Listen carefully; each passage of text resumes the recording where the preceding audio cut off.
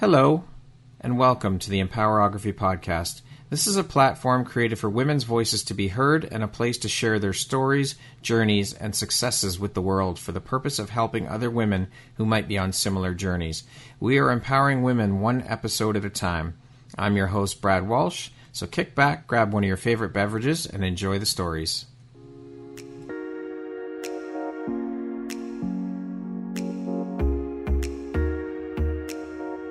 If you're looking for jewelry that makes an impact on your self-care routine and your style, Empowerography would love to offer you a discount code to one of our exclusive partners, Quartz and Canary Jewelry and Wellness Company. Please use code EMPOWER15 to receive 15% off upon checkout at www.quartzandcanary.com. Quartz and Canary is truly the place where spirituality meets style. Hello there, Brad Walsh here, your host of the Empowerography Podcast. Today, my guest is Erin Jones. She is an independent education and systems consultant, a public speaker, and also a 3 times TEDx speaker. How are you doing today, Erin? I am good. I'm good. Glad to be here. Excellent. Well, thank you for making and taking the time to be here. I know that you and I have been trying to connect and get this done for quite some time now, and life has happened on mostly my end, which has prevented that, but we are here now, and I am grateful for the opportunity to be able to sit down and speak with you. So thank you for being here. I appreciate you. Yeah, glad to do it. So Erin, how long have you been working as an independent education and systems consultant? So I was a classroom teacher and then a state schools administrator and then a school district administrator for about 25 years. And then I ran for public office here in the state of Washington. I'm actually the first Black woman in my state to run for any state office. And I lost that race in 2016 by 1 point. Wow. And everyone asked, well, what's your plan? And I said, well, I don't play to lose. I play to win. I'm actually, you can't see me on the podcast, but I'm a 6 foot tall former basketball player. I played basketball for 40 years. So I don't play to lose, I play to win. And I didn't have an alternative plan. But what happened is I kind of fell into, people started asking me, hey, you do racial equity training, you do assemblies at schools, could you come and do this one and then that one? And about a month after I lost my election, I had so much work that my husband said, honey, I think you need to get a business license because we're going to need to pay taxes on this. And so I really fell into this work of supporting schools and higher education and thinking about race and equity and then doing some school assemblies. But now I really support lots of different institutions. So I talk about race and equity within all systems. So law firms, business organizations, community foundations, education spaces, K-12, higher education. And I've been doing that about 6 years now. Wow. So I'd like to continue on that path. You mentioned how you were a candidate for state superintendent, first Black woman to run for any state office in Washington. What an incredible achievement and a role model for young women and young Black women. How did that feel for you? I mean, it must have been an incredible feeling. It was. You know, one of the reasons I ran is because, especially in our state, there really aren't very many people who look like me doing work of education leadership, and even classroom teachers, there are not very many. And so I knew, having been a former classroom teacher and administrator, I knew that representation mattered. And I didn't want to be a politician, but I had so many people ask me to run for office that one of the reasons I ran was really to elevate the idea for our Black and brown students that you could be a leader someday too. And so although I ran because I absolutely believe in public education, and I had been a leader in public education for about 15 years at that point, I also ran because I knew children were watching. Yeah. I had students who had heard me speak in their schools for 10 years before that, watching me run for office. And I knew it was important for them to see me stand tall with my big afro and brown skin. I love your hair, by the way, Erin. It is fucking epic. I love it. It's so awesome. It is pretty epic. It is amazing. And just, sorry, not to interrupt, but it just, I watched your talk last night, your TEDx talk you did at the high school. And you talked about when you were a child, how you were teased and how you hated having that hair. You didn't like the way your hair looked. You just wanted your hair like every other kid's. And what really stood out for me in that talk, Erin, is how you emphasized to these kids to be uniquely you. Mm-hmm. And I fucking love that. I think that was brilliant, because these kids are so impressionable at the age where you were speaking to them that they need to hear that, because of all that goes on in the school systems, bullying and all the other crap that happens. That talk moved me so much, and it hit home, and it is so powerful. And I just love that you now stand there and you own that shit. Like your afro is fucking epic. I love it. I think it's beautiful and phenomenal. And I love that you just own that shit now. And it's hard as a kid to do that. It is. And, I'm also, so I've been 6 feet tall since I was in 7th grade. So since I was 12 years old. Yeah. So just imagine being 6 feet tall, 5'11" and a half, but I just say 6 feet because once I have shoes on, I'm 6 feet. We round up. Yeah. But imagine being the tallest kid in your class and having all of this hair. And at the time when I was in 7th grade and tall, I went to a school where I met my first 2 Black students. So I had been the only Black student in my school until that point. We happened in my 7th grade year to have 2 other Black girls join our school just for a year. But imagine being one of the only 2. So we ended up being 3 of us in our class in the whole school. There were only 3 of us. So I always felt like an outsider as a little girl. And I get to speak in a lot of spaces where there are just a few, whether it's just a few Latina girls or just a few Native students or just a few trans students. And my message, even though I talk about being Black, I think what is really powerful is that message of just doing you transcends the race. So students who hear me who are on the autism spectrum, or they're trans, or they're disabled of some just kind. Different. Not the norm, as we say. Yes. They see me. And it's so funny when I finish an assembly, those students find me and they always want to say thank you. And they always want to say they were inspired. And so I love that my message translates to so many different people. Absolutely. Well, I was incredibly inspired by that talk. It was just brilliant. And like I said, I just loved how you stressed and talked about how it's okay to be different and to embrace those differences. It's okay. Mm-hmm. Don't try and be like someone else. Why do you want to be a carbon copy of someone else? No, you be you and put you out into the world. Yep. I love it. I absolutely love it. So inspiring, Erin, truly. Yeah. Thank you. So I want to just step back for a minute and go back to your run for candidacy. Yeah. Knowing that you were that close in that race, would you ever, or maybe you've already thought of this, or have you thought about throwing your hat in the ring and trying again? Or is that ship sailed? I am done. I am done. Okay. And it was really an ugly process. It was really, I don't regret having run at all. So I'm so glad that I ran, and there were so many lessons that I learned. And politics in the United States is so gross that it's so dehumanizing that I have no desire to ever do it again. I'm not saying I would never run for office, but it would have to be the absolute perfect time and perfect place. Now that I know what I know about what it requires, there's a piece of your soul that you have to give up to actually win. And I realized towards the end, there was a way I could win. I mean, I was 1% away, and there was a way that I probably could have won, but I would have had to give up some of my integrity. And I just, it wasn't worth it. And so when people ask if I want to run again, I really have no desire to. And what I know, because I did so well, is it opened doors for me to do things that I couldn't have imagined before. And, I had a student ask yesterday, if you could pick your favorite job, or if you could do something else for a living, what would it be? And I said, I'm in that spot now. So I have no desire to switch at this point and to go into politics. When you sit back and think about that, then what you just said about politics, you have to give up part of your soul, and you probably could have won had you been willing to do this, or this.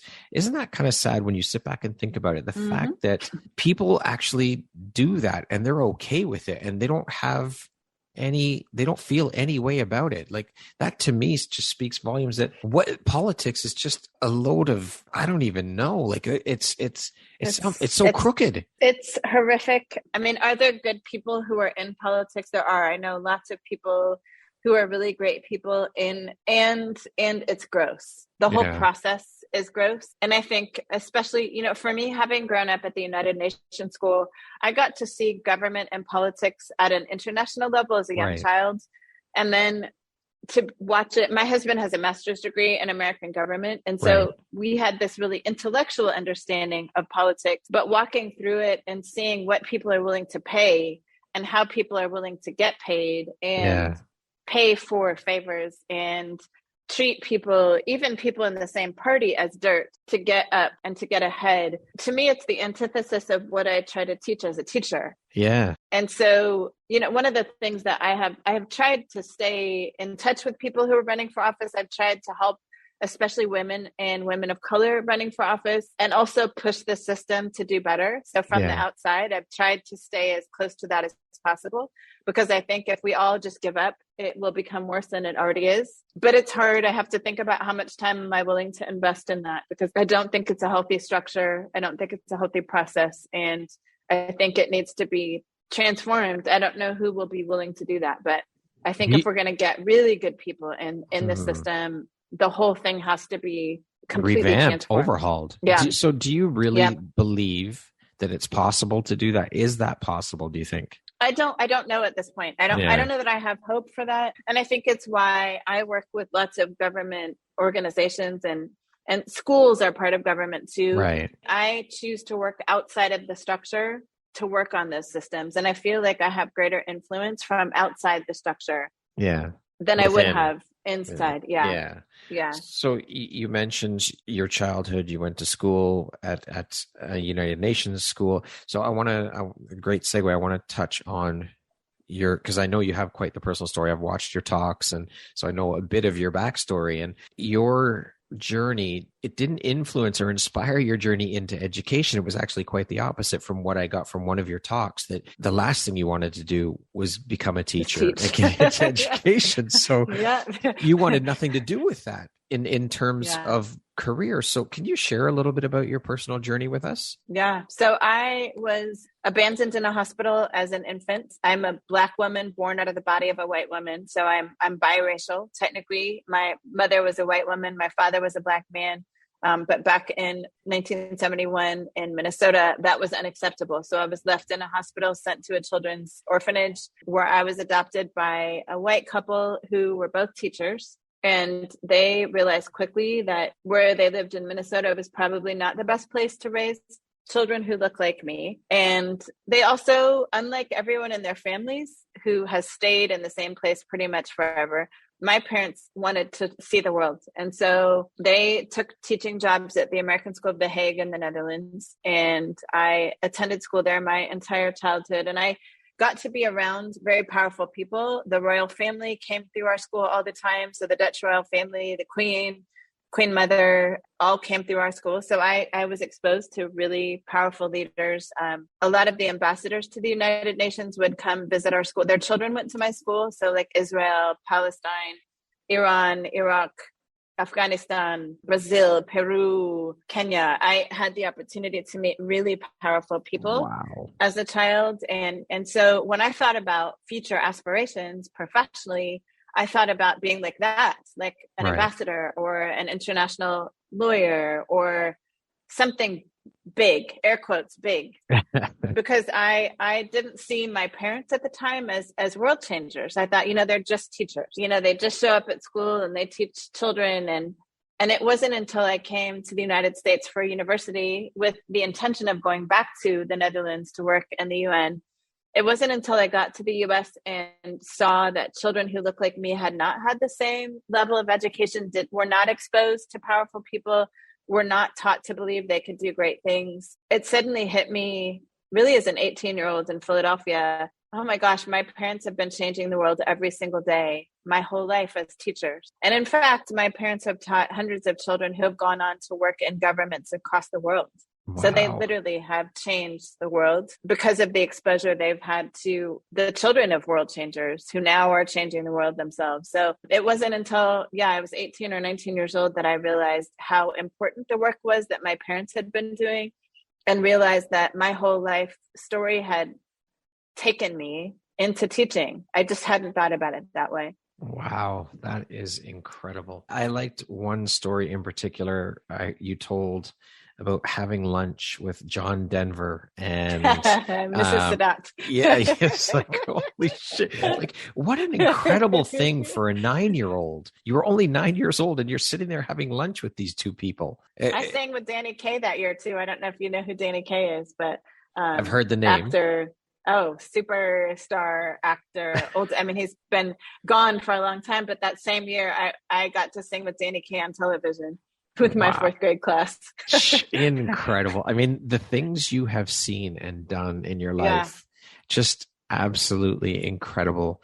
And the work you do now, I mean, wow. So Erin, how have these experiences helped shape the Erin you are today, both personally and professionally, do you think? Yeah. So I just told a room full of college presidents that, one of the things I learned early as a girl, being exposed to all these very powerful people, is that, man, money and wealth and title and privilege did not have to determine whether I could be great or not. I could choose to be great.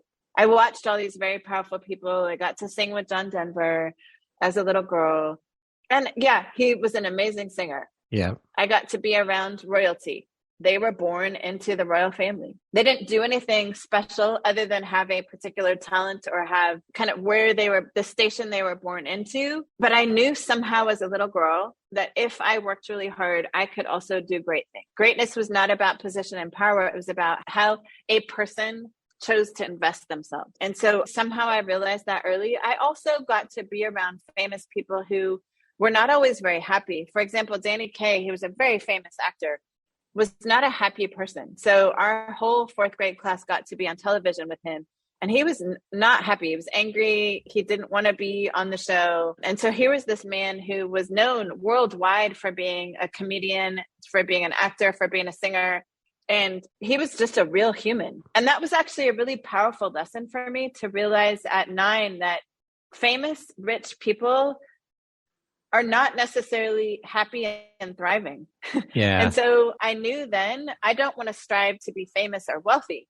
I'm going to strive to have impact. Yeah. I just told a group of students last week, a little girl, I was speaking in a middle school with 12 and 13-year-olds, and I saw a little girl after I spoke, and she said, I want to be famous like you. And I said, first of all, I'm not famous. I'm famous to you because you just got to hear me in front of your school, but I'm not famous. But I said, I would suggest to you that you not seek out fame, that you seek out having impact. I want to encourage you to do work in the world that will change your world for the better. Make every room that you're in better for you having been there.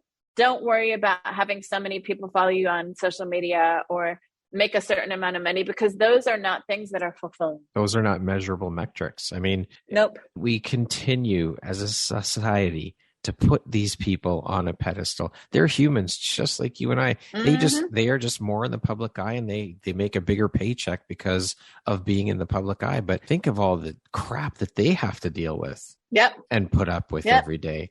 No thanks. Nope.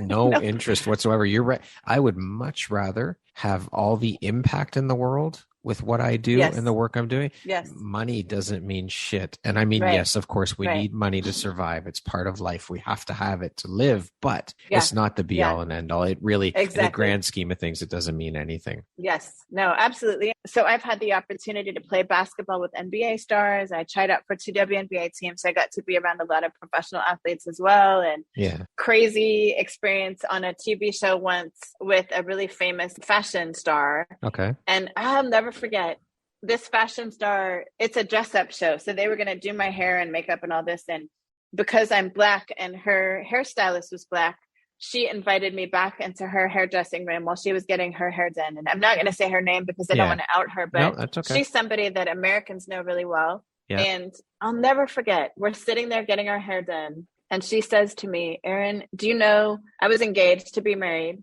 but I cut it off about 2 months ago because I realized he wants me for my money and my notoriety, not really for me. And she said, people see me as this really famous icon. I have my own TV show, but I'm so alone. Yeah. I don't know why she told me this, but she said, Erin, I am so alone. And we cried together. That's we cried a horrible together feeling. in her. And she's probably worth over $1 million. I mean, she's really well known in the TV industry. And it was such a great reminder to me that fame is not what we ought to be seeking. Money is not what we ought to be seeking. No. We ought to be seeking authentic relationship with people and doing work that really makes our world a better place. Absolutely. Impact equals currency to me. That's it right there.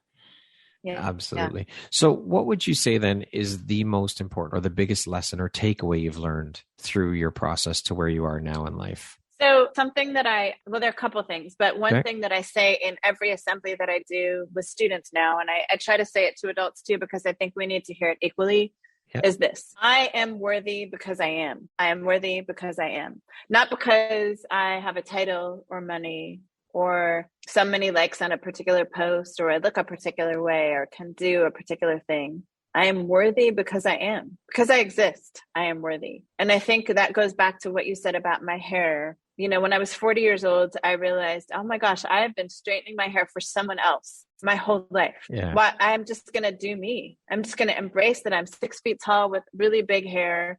And I love really big jewelry. And I'm also kind of a tomboy. I don't fit in boxes, and that's okay. And I'm worthy. And I may not be like anyone else, but that's what makes me awesome. But guess what? You're not like anyone else either. And that's what makes you awesome. There you go. That individuality. I love that. And what you had said there, it reminds me, I just did an interview with a woman who was involved in news and politics, and a Black woman. And she was telling me how at one of the stations she worked at, she had shorter hair, and she was urged to wear wigs because they wanted her to look a certain way. They wanted her to have long hair. And she did this for so long. And then she had a conversation with someone, and the woman told her, said, what the hell are you doing? Like, why are you doing this?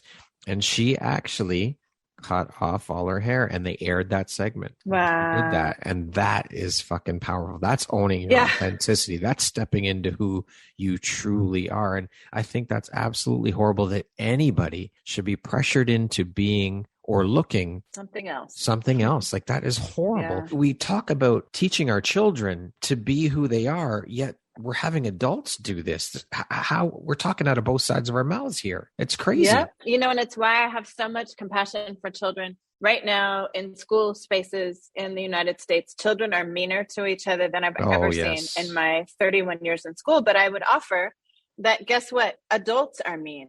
Yeah. And so how dare we judge children when children are just mimicking with greater immaturity? They are just mimicking what they see in their homes and on TV and on social media. And so we as the adults have to be the example. We have to lead by example. We've got to be better.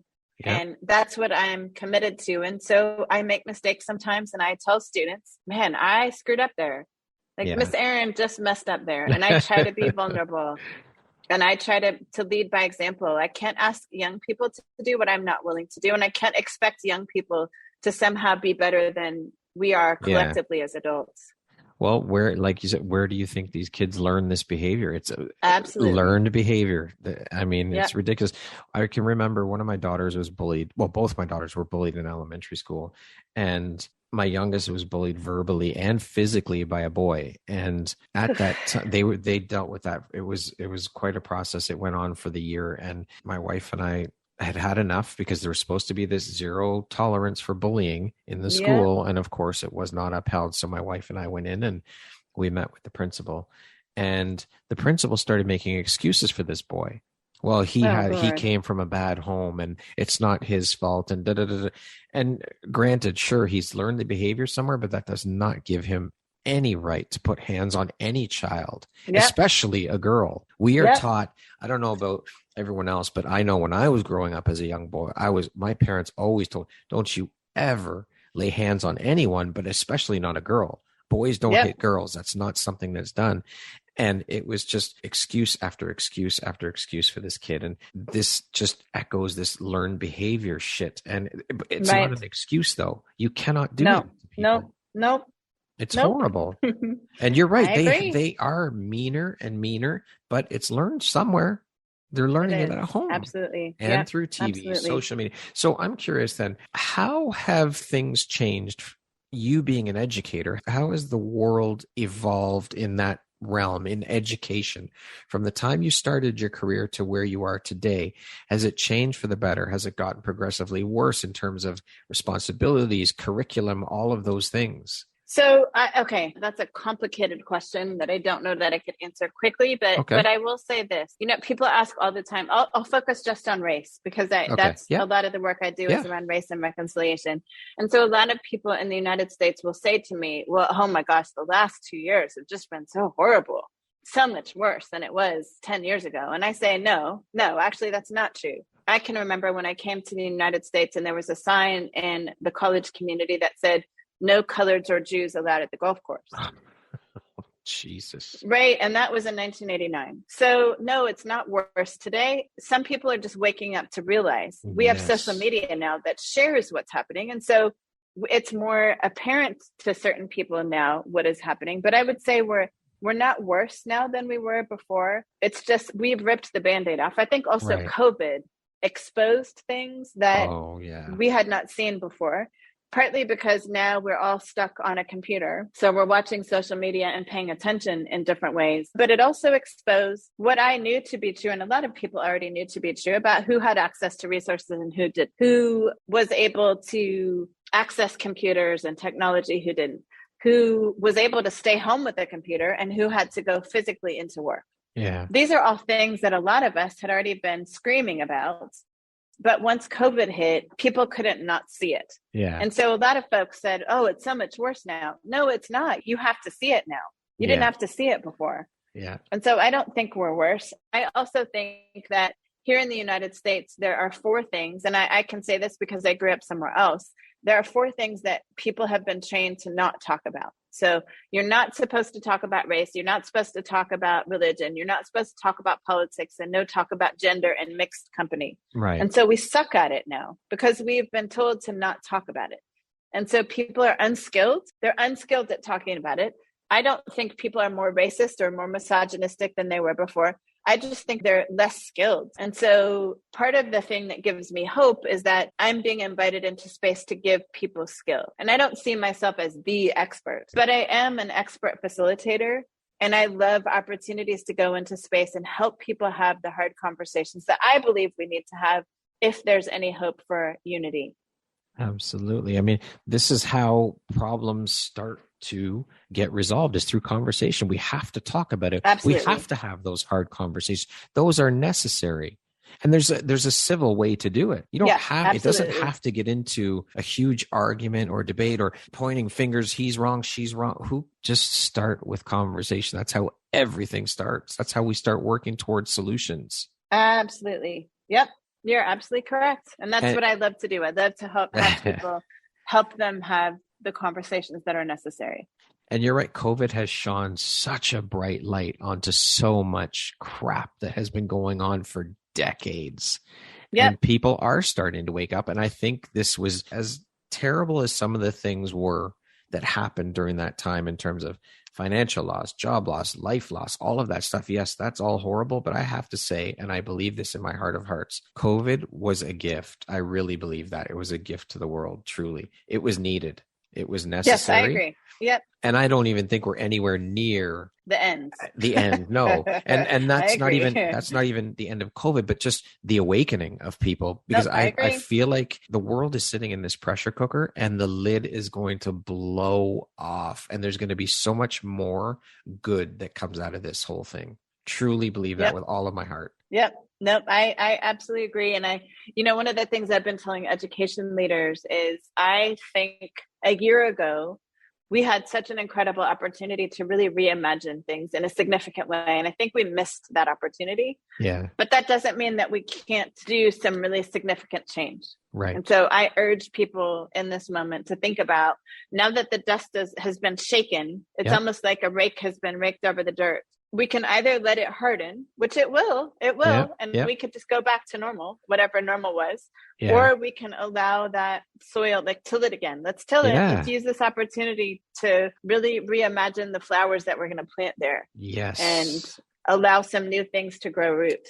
We need that. The world needs that. Absolutely. Yes, I agree. Yeah, so, I agree. Since having worked in and around schools and education for such an extended period of time, what would you say are 3 of the biggest issues in our education or school systems that you've seen emerge in the last decade versus when you first got involved? Wow, in the last decade. So I don't know at what point, but I will say, when I first came to the US in 1989, it was really clear that if you were a Black or brown or poor child, the expectation was you would get your high school diploma and just go work in the service industry, or maybe you would go to a technical college and learn a trade. And that was it. There was no expectation that you would go on to a four-year college or do anything quote unquote professional. And I saw that evidenced in who got placed in which classes, who was encouraged to apply to college, who was not. I saw that even in the way that I was treated by professors. There was an assumption that I would score a lot of points on the soccer field or the basketball court, but not a lot of expectation around me as an academic person. And so, it is horrible. And it drove me to where I am today. So it causes me then to really shake up systems when I see systems still today driving particular groups of kids into particular classes, like basic level classes instead of higher level classes, right. Driving particular students into certain professions instead of considering being a doctor or a lawyer, an engineer. And so I would say we're still navigating that and kind of disrupting the narratives about who belongs where. So that is still a thing that is true. But the other thing that, I'm hoping we're coming back around to after COVID is I would love to see more hands-on work. I don't think students with COVID, are willing to sit down for 6 hours and just be talked at for 6 hours anymore. And so what I hope will happen, and I'm seeing this happen in quite a few spaces, is more hands-on, more opportunities for project learning, project-based learning, more using technology in creative ways instead of just typing a paper, but using your computer, using your laptop to do creative things like create videos or whatever. And so that is an opportunity that I see that there could be incredible benefit from really reimagining what does class look like. I also think what I'm really excited about, and you've alluded to this a bit with how you spoke about your daughters being bullied, but just with mental health, I think for the first time ever, we are finally talking broadly about the importance of social emotional learning and mental health, and that school needs to be a place where students have access to that. Because even though we knew, as a parent, I knew this, as a teacher, I knew that we need mental health care for these students. We need to be talking about how students engage with one another around difference. I was really good at that as a teacher naturally. Not every teacher was good at that. And there was so much focus on test scores and math, reading, writing, math, that we missed an opportunity to humanize students. Yeah. And so I am really excited about a trend I see in really centering the humanity of students and the adults who serve students. I love that you said all that you said. And I love that you brought this up because I've been thinking about and talking about this a lot lately with friends and people in my community.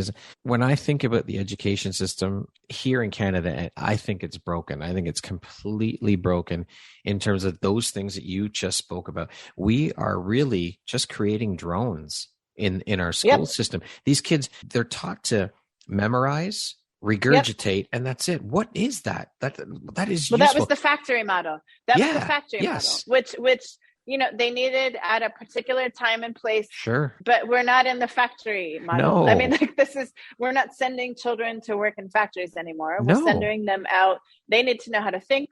They need to be critical thinkers. They need to know how to engage with people around them. They need to understand their own learning styles and their own self-care. It's a different world that students need to engage in. So school should look different. Yes, we need to, as you said, more hands-on things. Like when I was going to school, we learned shop, metal shop, and home ec, and all. Bring those things back. Teach these kids about how to manage money, how to do banking, real life skills that they need to use their minds and not just sit there, memorize, and regurgitate. Teach them things that are useful in the world. We're sending these kids out into the world as robots, as drones. And, when my girls were growing up and in the school system, my youngest is now in her she's going into her fourth year university. And when they were going through school, the school system was not allowed to fail these children. They weren't allowed to fail them. What the hell is that? That boggles my mind. Yeah. So you are really essentially just pushing these kids through, keep pushing them through until they get to a point where they're completely screwed because they won't know how to handle anything. The first time they get failed at something, they're going to have a meltdown. They won't know how to deal with it. What the hell are we doing? Well, and that's part of the reason I worked at the state level, because so much of this is driven by national and state expectations. So, because that's what drives what happens in classrooms, is what's expected at the state level. What is tested is taught. So the things that we say are important at the state level or at the national level are the things that, when it comes down to the classroom level, people will do.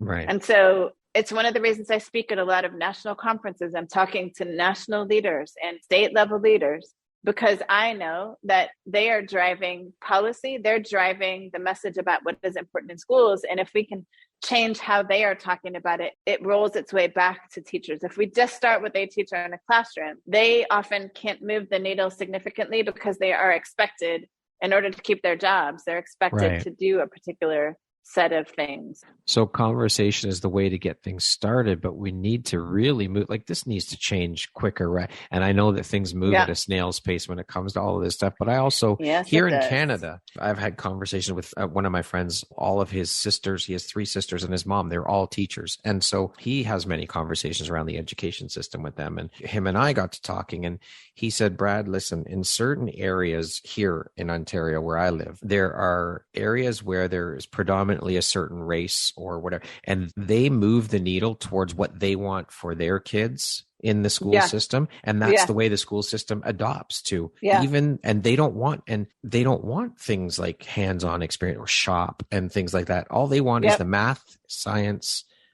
those things. So how do we change that? Like, how is that even possible to go against the grain that way? Like, I have no idea where to begin. I think it's interesting that I'm here today with college and university presidents and board members, because I think you just have to start sowing seeds in every room that you're in, every space that you're in. We just need to collectively continue to spread these words. And I think there are people who get it. So we have to start with some people who are willing to listen and build capacity in people to begin to really develop some ideas practically. What could this look like? And the more people we can talk to who get it. I think here's the other thing: as I talk to educators and parents, people are exhausted and they know it's not working, but I think they feel helpless. So it's why I stay on the road and stay encouraging people to keep pushing. And so I think if each of us were to push where we are and link arms and encourage people. So I have a gathering that I host every Monday night, and it's of other educators and actually students now, who believe as I do. And it's my reminder each week, okay, we're doing the right work. You need to have a place to go back to, and people that can encourage you and keep you on the journey. And that's why I tell leaders, who is the circle around you? Who are the people around you that when things suck and it feels like you're pushing this big boulder uphill by yourself, you can be reminded that you're not alone and that this work is really critical. Surround ourselves with like-minded people. Your vibe will attract your tribe, and you continue to push through and do the work. Well, thank you for doing the work that you do and advocating, because we need more people doing that worldwide. Like, I mean, I can only speak to Canada because this is where I live, but you can speak to the States, and we need a huge change, and it's got to happen sooner rather than later. It really does, because the system has been broken for so long. Yes. So yes, long. It has. Yes, it has. So I do get to speak internationally. That was the beauty of the pandemic, is all these Zoom opportunities that I got to speak in England, and I got to speak at an international conference on mental health. And so we've got to take these opportunities to sow seeds wherever we are in the world. And imagine if we could get a movement going. Exactly. That's it, right? That's how change happens, right? So kudos to you for the work you do, Erin. I think it's beautiful and much needed. So, I mean, this is a great segue into, have been recognized and received accolades, multiple awards from your peers for the work you do. And what do these accolades mean to you on a personal level? I mean, it's got to be an incredible honor for you. And how does that feel? And knowing that what you're doing is having such an incredible impact. It's funny you would ask that question, because one of the college presidents was on my way here to the room to do this podcast. I passed a college president, and I'm about to earn their highest leadership award. And it's still a surprise, so I can't say the name of the college out loud, but I was chosen over 2 former governors for our state. Wow. I mean, it just, the day they called me and said, we want to offer you this award, and it's the inaugural award. So it's the first time they're giving the award, and they chose me over this list of 5 really amazing, famous, accomplished people. I cried on the call. And they said, this is exactly why we want to give you this award, because you don't think you deserve it. And so I guess what I would say about the awards is, man, I don't want to be famous. I just want to have impact. And I think the awards just remind me that I'm having impact, because there are days when I feel like, man, is what I'm doing making any difference at all?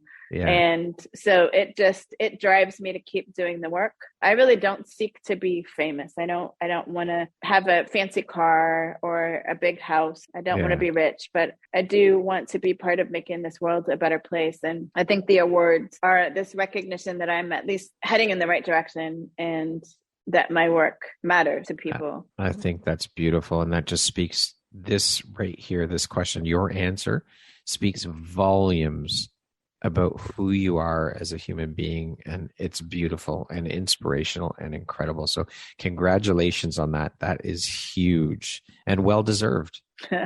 Thank you. Just doing the work. I mean, every award that I've gotten is not something that I had to apply for. It was something that I was surprised with. And I just am doing the work. I'm just doing the work.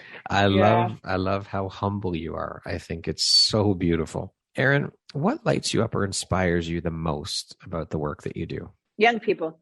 Adults are a struggle sometimes, but having the opportunity to be around young people. So, a lot of my work is consulting companies and businesses and schools and colleges, but we try to get in an encounter with young people at least once a week. So I'm either speaking in front of a whole school or speaking in a classroom or having coffee with a student that I'm mentoring. I teach online. I have 2 classes that I teach online, and one of them is mostly students, middle school and high school age. And I think the thing that lights me up is just seeing their faces and watching them light up when they realize they are brilliant too. Watching them light up as they realize, as I share my story, wow, okay, we think she's pretty awesome, but she's been through some really tough stuff too. And she keeps coming back. And so that's what lights me up. And it's what keeps me going is seeing young people, and just their brilliance and talent reminds me that there's still hope for the world. That, man, if we could just help each one of them step into the fullness and their full brilliance and beauty, the world will become a really great place. And so I feel really blessed to be able to spend so much time around young people, to get to witness their brilliance and then to be a reflection back to them of their brilliance when sometimes they don't remember they are. Beautiful. To date, what would you say is your biggest high or your greatest win? Wow. I don't know. Students ask me that all the time. And obviously I've gotten a lot of awards and those are awesome. But I will tell you, this last weekend, watching my son walk across the stage at the University of Southern California to earn the highest degree that you can get in video game design in the world. It's literally the best program in the world. To watch him walk across the stage while sitting next to my adopted daughter, who has been through so much tragedy. She lost her mother at 9. Her dad was in prison for 27 years. But for us to sit there together and celebrate her brother, and then as I'm flying home on the plane, to get the video of my oldest son proposing to his girlfriend. I mean, there's no higher high than that. That is there's beautiful. Just no high. So it's not an accomplishment. It's watching my family thrive is the best thing. Beautiful. What do you think your unique skill set or superpower is that's helped you become successful? I know what my superpower is. It's so funny because I was taking a group of young people to a hotel in Portland, Oregon once, and I don't know why I was behind them all, but they'd all checked into their rooms and I was the only one at the desk. And the desk manager, out of the blue, says, "So, if you could have any superpower, what would it be?" And I said, "Oh, I already have a superpower." And he looked at me, his eyes got really big. He said, "Do you have a superpower?" I said, "Oh yeah, I have a superpower." And he was so confused. He came out from behind the desk to stand in front of me. And I said, "I have the superpower of being able to see beauty and brilliance in young people." Wow. And the tears that rolled out of his eyes. And I said, "You know what? I've taught in some of the most difficult places in the United States. I've taught in spaces where kids didn't have running water or electricity. But you give me 5 minutes with a child and I will find something they're awesome at." That is definitely a superpower. I was able to do that because my parents did that for me and my teachers. I got to go to a really amazing school where that was the norm. My teachers constantly reminded me and pointed out and pushed me to find my own brilliance. And I'm able to now pass that on to young people. And that is honestly, I think, in my opinion, that is our responsibility as parents to our children to instill those values in our kids from a very young age. Because if we continue to do that, if we start out their lives from a young age doing that, instilling those values, they will grow up not knowing any different. They will just, it'll be ingrained in them, in their DNA, that they won't know to think any different. They'll just know I'm awesome and I can do anything I set my mind to. And that is our responsibility as parents to do that for them. Yep, I agree. And I get to do that for other people's children too. Beautiful. And that is the greatest gift in the world. Absolutely. So speaking of success, Erin, how do you define the word success? What does that word mean to you? I actually don't use the word success anymore. Okay. I talk about thriving. Okay. Because I think success often is about how much money you make or how many followers you have or a job title. So I talk about wanting people to thrive. And that means to be able to live lives that are fulfilling and that matter in the world. And you could do that while making $20,000 a year, or you could do that while making $100,000 a year, but you could do that while having no followers on Facebook, and you could do that having a lot of followers on Facebook. But I talk a lot about flourishing and thriving as opposed to success, because I think success is very transactional and it's very superficial. And I really want to live a life where I'm physically healthy, mentally healthy, and doing work that makes the world better. Love it. What would you say is one of the most important things you've learned in your life? And what was your life like before learning it? And what was your life like after you learned it? I think, as an athlete, I tell people one of the greatest gifts in my world is having been able to play sports my entire life at a pretty high level. But I learned early on that loss is part of life.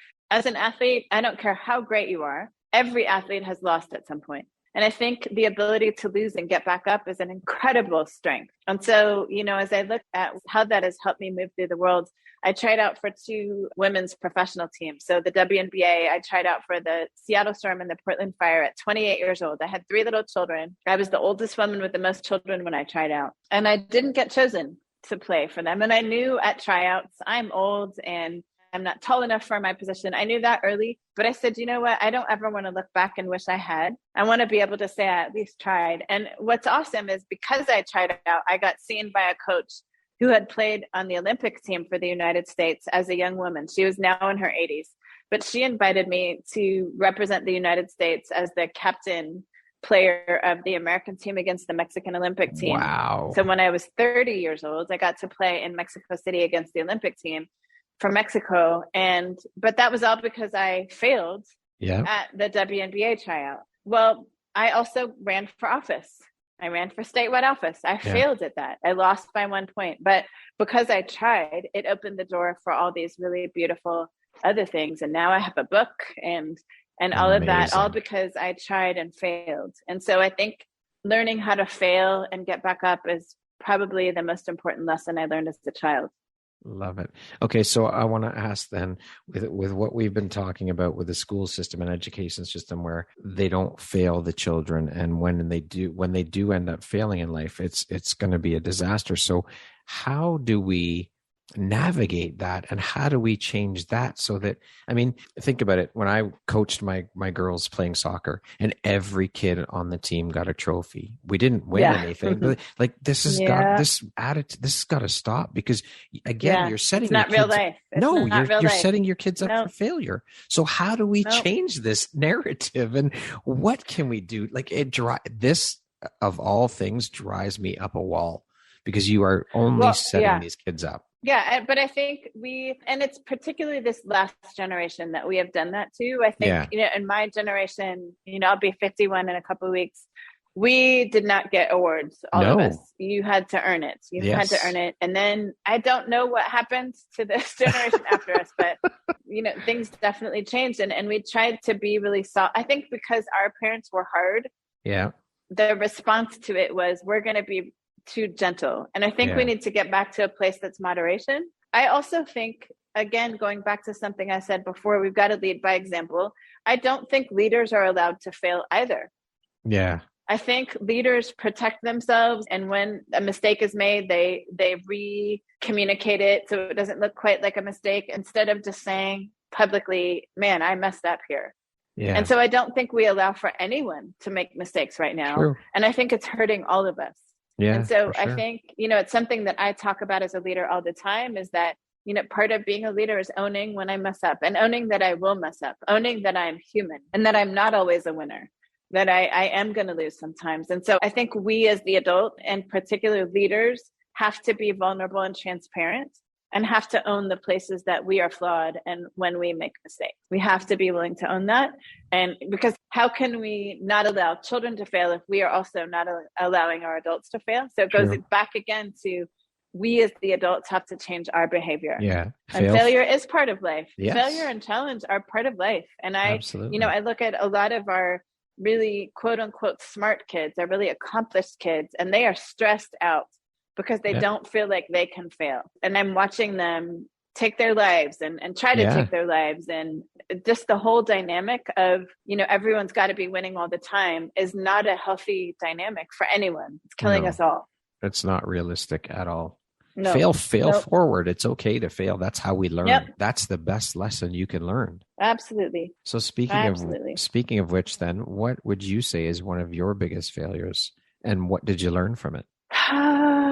I mean, my biggest public failure was obviously losing the state superintendent race. And I'll push into this one. So one of the reasons I lost is because I had to respond to a questionnaire about sexual health. And I did not respond well around issues supporting LGBTQIA youth, in particular trans students. I didn't respond well in my questionnaire, and got called out by some people. And instead of running away from it and just cowering in a corner, I pushed in. I went and met with the head of our trans activist group here in Seattle, sat and had lunch with her, went to a whole workshop, paid to go to a conference while I'm running for office. Because I said, my goal is always to learn how to serve every student well.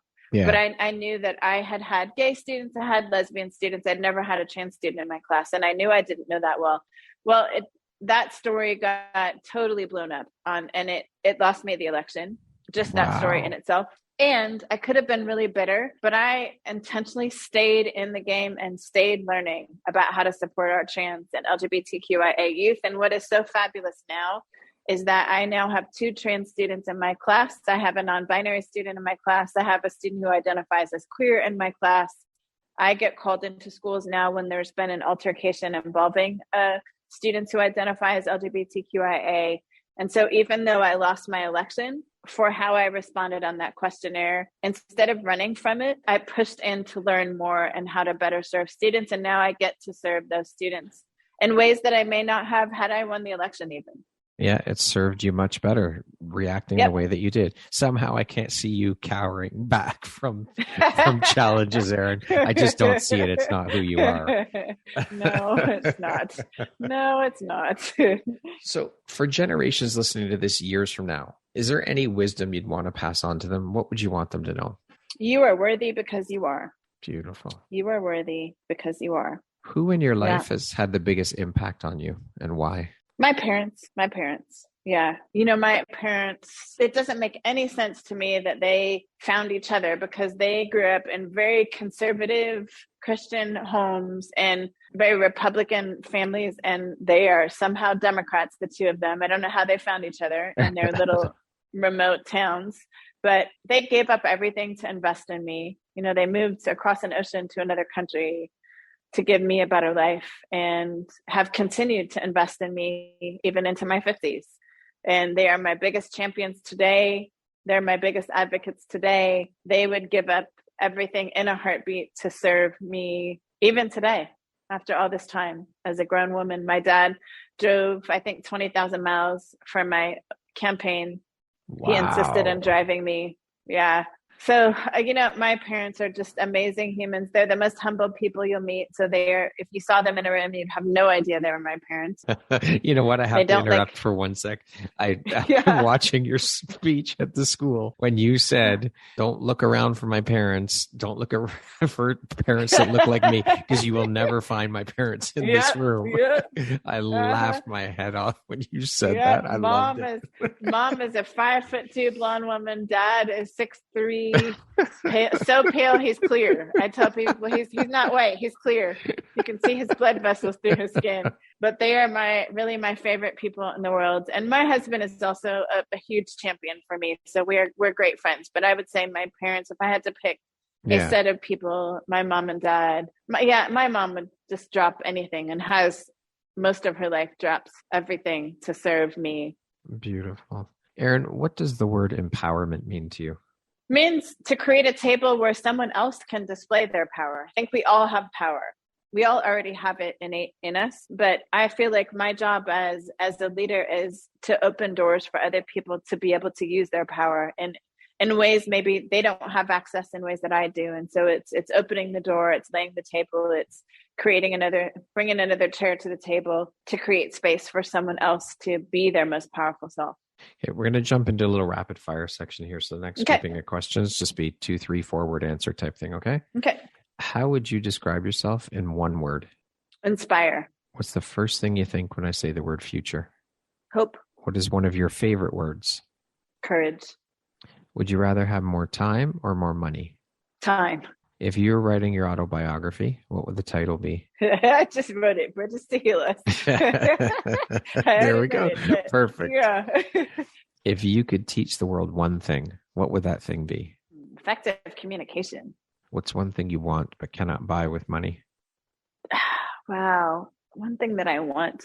It's not even for me. I want every person in the world to feel worthy. That concludes our rapid fire section. Now back to our regularly scheduled program. What is an unexpected blessing or occurrence in your life that you're grateful for? Wow, this COVID thing has been, I lost everything that I do. So on March 13th, all the schools in our state closed and all my contracts were with schools. So I literally lost every job that I had. Every source of income in 24 hours was gone. Jeez. And my husband turned to me on March 13th, the evening of March 13th, and said, honey, you've been doing for a long time. I just want to invite you to be for a little while. That's powerful. And that incredibly powerful. That's love. Like that's somebody who really loves you. And man, that blew open opportunity for me in ways that I could not have imagined. I am doing things today that I couldn't have imagined 2 years ago because my husband said, just be for a little while. Those 2 words, just be. Mm-hmm. Huge, huge words. Yep. Erin, if you had the opportunity to sit down and have a 1-hour conversation with one woman, any woman in the world, who would it be and why? Wow. Probably Michelle Obama. I have so much respect for her. And as another Black woman who's accomplished, I just know that she's walked through incredible challenge and still continues to smile and be regal. And yeah, I would love to meet her and have a conversation with her someday. What is your why? My why, I've got a couple whys, but my big why is to create education spaces where all students can thrive. But I want to create a world where all people can thrive. That's what gets me up every day. When I hone in, my sweet spot is really in education spaces. How do I help educators do that? But my big why, 30,000 foot is how do I, with all that I do, create spaces where people can thrive and flourish? Love it. If you could step into my shoes, what would you have asked yourself that I didn't ask you? Oof. You asked a lot of questions. I don't know. Yeah, I don't know that there's anything you have missed. You've asked a lot of deep questions. All right. We'll leave it at that then. If you could go back, Erin, and give your younger self one piece of advice, what would that piece of advice be? You are enough. Beautifully said. Lastly, Erin, if you were to deliver your last 30-second speech to the world, your corner. Oh my gosh, there is a bald eagle flying right over me right now. The bald eagle is my favorite bird on the planet, and it is flying right over me right now, right outside the window at the hotel. Amazing. Wow. Sorry. No, that's okay. I feel like that's a sign. Like that's a sign right now. For sure. Oh my gosh. Okay, sorry. Go back to the question. If you were to deliver your last 30-second speech to the world, your corner of the world, your people, your tribe, what would that last 30 seconds sound like? What would you say, or what words of wisdom would you impart? So I'm going to share what I just shared with a group of students yesterday who asked me to do a 30-second. So I had done a full hour-long assembly for them, and then they wanted to have a 30-second capturing of my wisdom for their TV studios today. So here's what I told them. So if I could leave you with any thoughts after the assembly I just did, I'm going to encourage you to be grateful for everything that you have, the big things and the little things, because gratitude actually changes our brain chemistry. It helps us show up in the world in positive ways. And so I would encourage you to be grateful. Even when things are hard, find the little things to be grateful for. I would encourage you to be brave, be courageous, be willing to try hard things and fail and get back up and try again. And finally, I would encourage you to pause. I would encourage you to take care of yourself, because you cannot care for others if you don't first love and care for yourself. Love yourself well, because as we love ourselves well, we are able to love those around us well. Powerful. That is incredible. And what a way to end the conversation. Erin, you are an incredibly beautiful, inspiring woman, human, and soul. I so appreciate you taking the time to be here today. I have thoroughly enjoyed this conversation with all of my heart.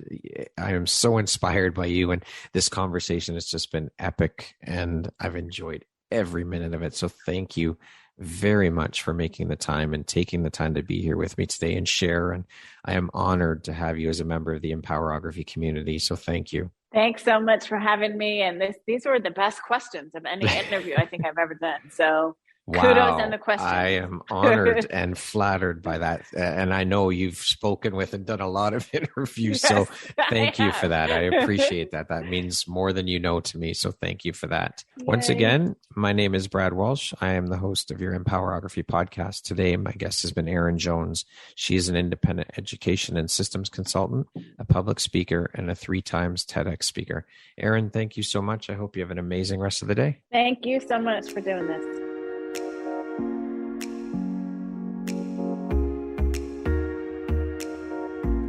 Thank you very much for listening to this podcast. If you haven't yet, please be sure to subscribe, rate, review, and share with all your friends.